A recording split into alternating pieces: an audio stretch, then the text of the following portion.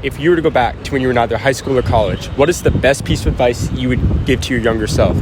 I would have to say the best advice is to just learn, understand, and educate yourself as much as you can with finance and real estate and all the different aspects. Education, knowledge, and understanding is so much power. So just kind of learning from what other people have done before you and getting a good mentor to kind of help show you the way. Absolutely. And what is your best piece of advice for someone pursuing the real estate industry in 2022?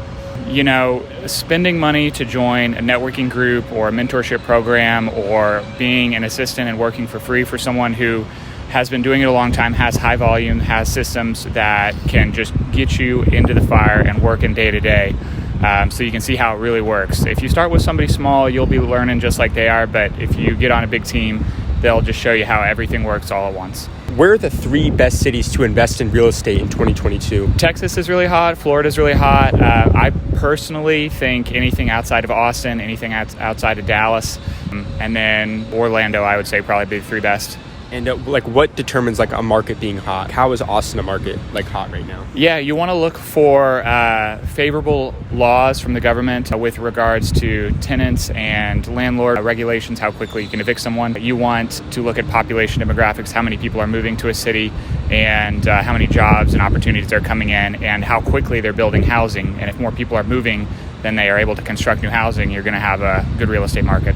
And from what you've seen in the business world, whether it's a certain skill set or attribute to have, how can someone become wealthy in 2022? You know, I would say doing the work that other people don't want to do and aligning yourself with someone else who is successful and kind of riding their coattails until you can do it yourself is the best way to grow. I love that. And I just have 3 more questions. So this is a fun one that we've been asking people, but if you were to start from zero and you had 1 year to make $1 million and your life depended on it, what would you do? I would look for a business model that makes a lot of money that you can raise capital for.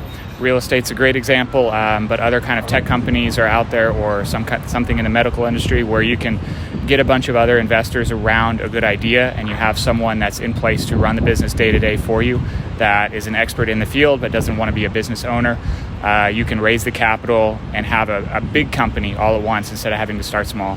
Yeah, I love that. And would you rather have $500,000 today or $1 million in 2 years? $500,000 today. Why? You can make more than that in 2 years. What would you do with the $500,000? Oh, you find a good real estate deal, something that's half off. You get a loan from the bank for 80%, so your 20% gets leveraged up.